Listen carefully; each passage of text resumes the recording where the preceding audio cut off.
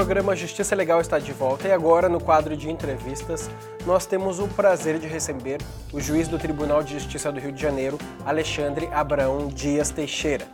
E a gente vai conversar sobre a magistratura criminal, os desafios de ser um magistrado criminal e, claro, o enfrentamento ao crime organizado.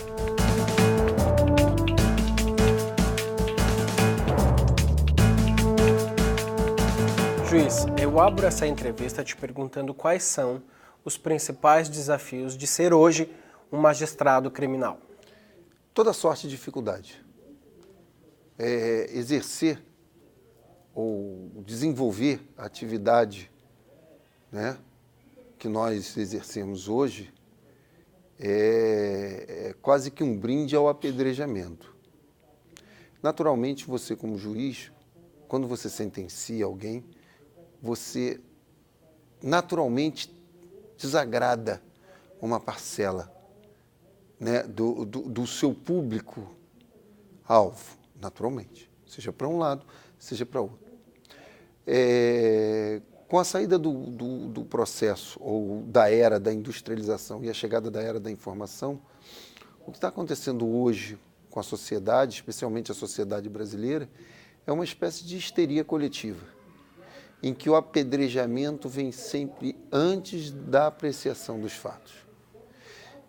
Infelizmente, a mídia tem, não é aqui uma avaliação pejorativa, não, a mídia tem uma projeção muito mais dinâmica do que as nossas respostas. Isso é ruim? Não, é o tempo da mídia. A mídia tem o tempo dela, a sociedade tem o tempo dela. E, geralmente, ela se retrata no dinamismo e nas angústias. Só que o judiciário não. O judiciário tem o tempo dele. E quando nós vivemos, vamos dizer assim, a ditadura do politicamente correto, onde vale mais um discurso bonito, ainda que mentiroso, para a sociedade do que um discurso honesto, você cria esse descompasso entre a resposta judicial, que é uma resposta de reflexão, e a resposta que a sociedade almeja, principalmente num universo tão calamitoso quanto o universo brasileiro, em especial do Rio de Janeiro.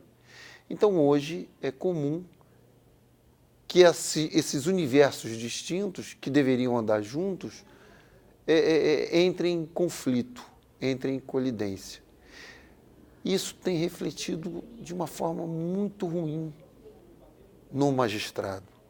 Nós temos sido, e esse aqui não é um discurso corporativista, nós temos sido apedrejados antecipadamente, muitas das vezes, por situações que as pessoas sequer sabem o efetivo conteúdo. Por exemplo, às vezes você pega uma frase pensada de uma decisão judicial e você cria um universo em torno daquela frase e deturpa literalmente o que se quis dizer na decisão. Eu já vi muitos casos em que as pessoas, inclusive outros magistrados, outros integrantes do mundo jurídico, vão para as redes sociais, vão para os grupos jurídicos e efetivamente agridem a dignidade de outro apenas e tão somente por uma explosão temperamental ou então por má fé, para explorar aquela carência da sociedade, porque efetivamente é politicamente correto fazer um discurso que venda e não um discurso sincero. É óbvio que nós temos a nossa parcela de culpa nisso. Não vou te dizer que isso é uma culpa dos outros. Seria leviano da minha parte dizer que todos, à exceção de nós, são culpados. Não, nós também temos a nossa culpa. O judiciário não sabe reverter a favor dele os padrões positivos de trabalho e não sabe reverter a favor ainda as coisas negativas que se propalam contra nós. Eu acho que esse é o grande desafio do novo milênio. Como é que nós vamos falar com a sociedade? Nós precisamos, com urgência, vender para a sociedade a verdade. E um momento desse, eu não sei como é que nós vamos viver ou vender a verdade para a sociedade, até porque você tem uma parcela muito grande de pessoas que estão carentes na rua e esperam o que eu costumo dizer, uma bala prata de mágica, aquela que vai chegar e vai acabar com todos os problemas, e ela não existe, mas se vende a sua existência. O brasileiro anda sem esperança e descrente em vários aspectos. Eu queria então saber do senhor, na sua opinião, qual é o futuro do crime organizado? Para onde a gente está caminhando? Lembra da história da bala prata de mágica? É ela. As pessoas acham, efetivamente, que a criminalidade vai acabar da noite para o dia. E aí eu gosto muito daquela frase do presidente americano, salvo engano, Kennedy, quando um determinado cidadão procura ele e pega na mão dele e diz: presidente, o que os Estados Unidos podem fazer por mim? Podem fazer por mim. E ele tira a mão e diz: nunca pergunte o que os Estados Unidos podem fazer por você. Pergunte o que você pode fazer pelos Estados Unidos. O que nos falta, e eu vou usar um termo complicado, porque das vezes que eu falo isso, as pessoas remontam ao militarismo, não tem nada a ver com militarismo. Está aí a França para provar isso, está aí os Estados Unidos, o Canadá e outros países de primeiro mundo com uma democracia efetivamente forte. O que nos falta, eu gosto muito disso, é o patriotismo. É você perguntar o que você pode fazer pelo Brasil. Eu vou dar um exemplo pequeno para você.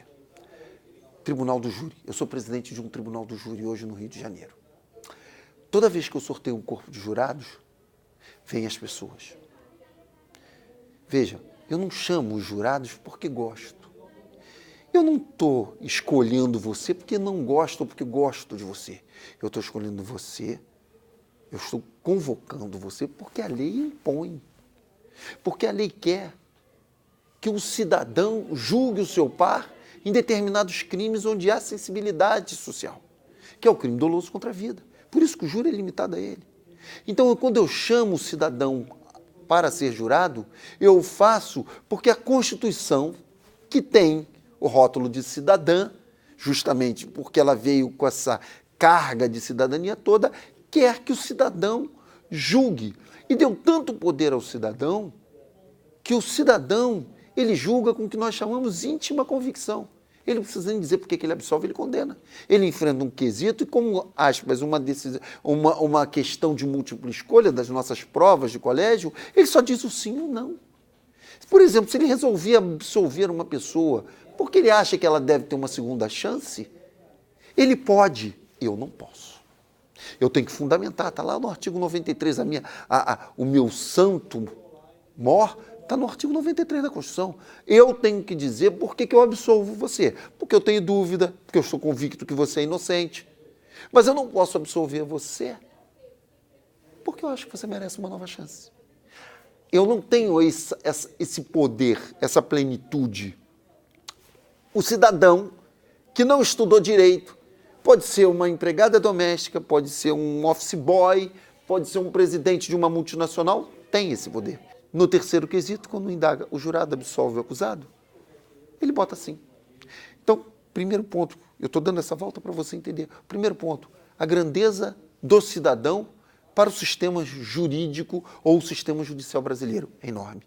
E aí você chama esse cidadão para exercer essa função magnânime, essa função de cidadania plena e restrita, porque todo mundo quer julgar alguém. E quando você chama esse cidadão para julgar alguém, ele vem lá e fala: mas eu tenho que deixar minha filha no colégio todo dia, eu não posso vir ao outro. Mas eu não vou trabalhar? Mas, peraí, eu já trabalhei a vida toda, eu estou aposentado.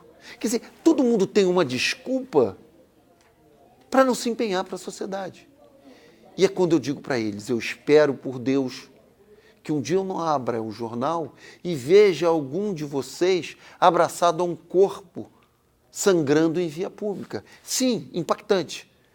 Porque nessa hora, essa mãe, esse pai, esse filho abraçado ao corpo, grita para todos os ventos: onde estava a justiça? Estava nele. Em algum momento estava nele, que não denunciou um crime pelo disque denúncia, estava nele, que permitiu que o vizinho fizesse o que queria, porque afinal de contas não é comigo. né? Então, a sociedade brasileira precisa acreditar que nós só vamos crescer e enfrentar a criminalidade organizada o dia que nós tivermos união. O dia que nós tivermos a ideia e a formação patriótica e cívica. Sabe? Aquela coisa do hino. Ou morrer pelo Brasil. Ou morrer pelo Brasil.